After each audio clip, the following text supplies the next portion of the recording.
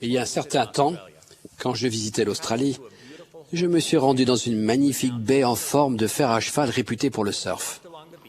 Pendant que je marchais le long de la plage, j'ai été émerveillé par la beauté des vagues immenses qui s'écrasaient juste au bord de la baie et les petites vagues qui défilaient plus près du littoral.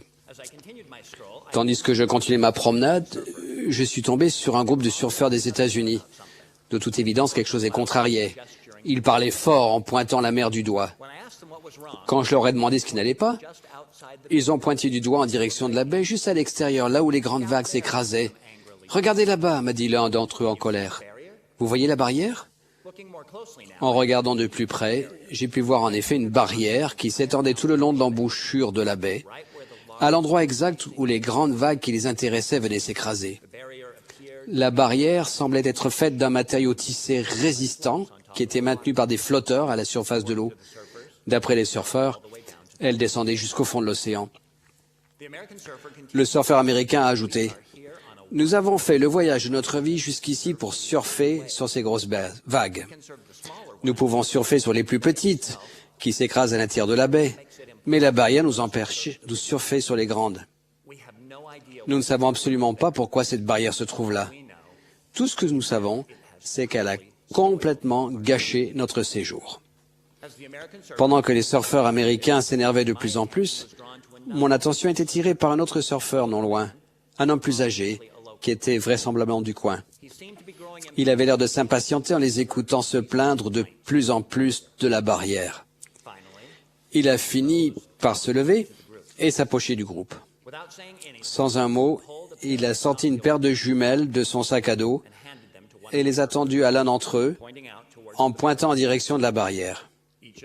Chaque surfeur a jeté un œil avec les jumelles. Quand ça a été mon tour, grâce au zoom, j'ai pu distinguer quelque chose que je n'avais pas pu voir avant. Des ailerons. Des gros requins se nourrissaient près du récif de l'autre côté de la barrière. Le groupe s'est vite calmé. Le vieux surfeur a récupéré ses jumelles, s'est retourné, prêt à partir. Il a prononcé des paroles que je n'oublierai jamais. Ne soyez pas si dur avec la barrière. C'est la seule chose qui vous empêche de vous faire dévorer. Debout sur cette plage magnifique, nous avions soudain une toute autre perspective. Une barrière qui paraissait stricte et contraignante, qui semblait être un obstacle à l'amusement et au plaisir de chevaucher ces grandes vagues, était devenue quelque chose de très différent. Maintenant que nous étions au courant du danger qui nous guettait, juste en dessous de la surface, la barrière fournissait la protection, la sécurité et la paix. Pendant que vous et moi marchons sur le chemin de la vie, à la quête de nos rêves, les commandements et les critères divins, comme la barrière, peuvent parfois nous sembler difficiles à comprendre. Ils peuvent nous sembler stricts et intransigeants, et bloquer la voie qui mène à l'amusement et au plaisir que suivent tant d'autres. Comme l'apôtre Paul l'a décrit, nous voyons au moyen d'un miroir, d'une manière obscure, avec une vision si limitée que souvent nous ne pouvons pas comprendre les grands dangers dissimulés juste en dessous de la surface. Mais celui qui comprend toutes choses sait exactement où ces dangers se cachent. Il nous donne la direction divine par l'intermédiaire de ses commandements et il nous guide avec amour pour que nous évitions ces dangers, pour que nous empruntions un chemin dans la vie qui sera protégé des prédateurs spirituels et de la gueule béante du péché. Nous montrons notre amour envers Dieu, ainsi que notre foi en lui, en suivant de notre mieux chaque jour le chemin qu'il nous a tracé et en respectant les commandements qu'il nous a donnés. Nous faisons preuve de cette foi et de cet amour, tout particulièrement dans les situations où nous ne comprenons pas totalement la raison d'être des commandements de Dieu ou le chemin qu'il nous demande de suivre. Il est relativement facile de choisir de suivre un chemin dans l'enceinte de la barrière à partir du moment où nous savons qu'il y a des prédateurs aux dents aiguisées qui grouillent juste à l'extérieur. Il est plus difficile de maintenir notre cap à l'intérieur de la barrière quand tout ce que nous voyons sont des vagues excitantes et attirantes de l'autre côté. Et pourtant, C'est dans ces moments-là, les moments où nous choisissons d'exercer notre foi, de faire confiance à Dieu et de lui montrer notre amour pour lui, que nous progressons le plus et que nous en tirons le plus grand profit.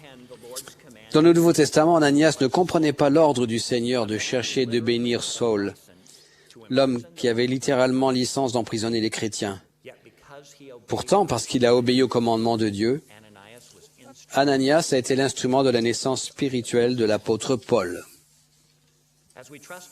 Quand nous faisons confiance au Seigneur, faisons preuve de foi, obéissons à ses commandements et suivons le chemin qu'il nous a tracé,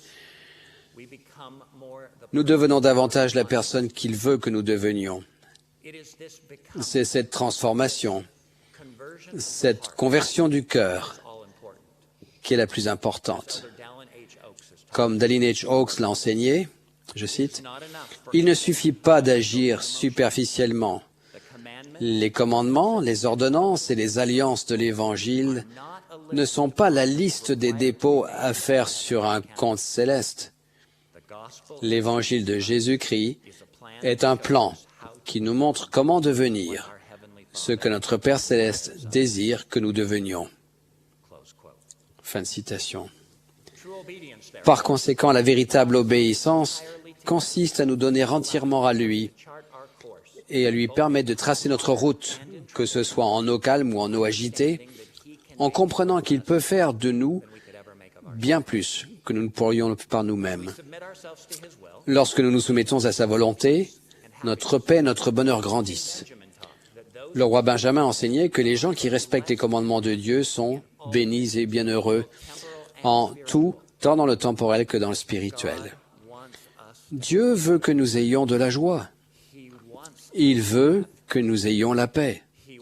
Il veut que nous réussissions. Il veut que nous soyons en sécurité et que nous soyons protégés des influences du monde qui nous entoure. En d'autres termes, les commandements du Seigneur ne sont pas un dédale sous-marin éprouvant, constitué de barrières que nous devons apprendre à endurer à contre-cœur dans cette vie, pour pouvoir être exaltés dans la suivante. Les barrières posées par le Seigneur, au contraire, créent un refuge pour nous protéger des influences destructrices qui nous entraîneraient dans les profondeurs du désespoir. Le Seigneur nous donne des commandements parce qu'il nous aime et se soucie de nous. Ils sont destinés à nous procurer joie et exaltation dans cette vie, tout comme à donner de la joie et l'exaltation dans la suivante. Ils soulignent la façon dont nous devrions agir et surtout, ils éclairent la voie pour que nous devenions ce que nous devons être. Tout comme dans tout ce qui est bon et vrai, Jésus-Christ est notre meilleur exemple. Le plus grand acte d'obéissance de toute l'éternité s'est produit lorsque le Fils s'est soumis à la volonté du Père, en demandant avec la plus grande humilité que la coupe lui soit enlevée, de sorte qu'il puisse passer par un autre chemin qui n'avait pas été tracé pour lui. Le Christ s'est soumis à la volonté du Père en s'astreignant à suivre le chemin qu'il voulait qu'il prenne. C'est un chemin qui l'a amené à Gethsémani et au Golgotha, où il a enduré une agonie et une souffrance inconcevables, et où il a été complètement abandonné lorsque l'esprit de son Père s'est retiré. Mais au bout de ce chemin se trouvait une tombe vide au 3e jour, avec des cris disant « Il est vivant, il est ressuscité », qui ont résonné dans les oreilles et dans le cœur de ceux qui l'aimaient. Il y a aussi une joie et une consolation inimaginables grâce à son expiation pour tous les enfants de Dieu pour toute l'éternité. En permettant que sa volonté soit engloutie dans celle du Père, le Christ nous a offert l'espoir d'une paix infinie, d'une joie sans fin et la vie éternelle. Je témoigne que nous sommes les enfants d'un Dieu qui nous aime. Je témoigne qu'il veut que nous soyons heureux, en sécurité et bénis.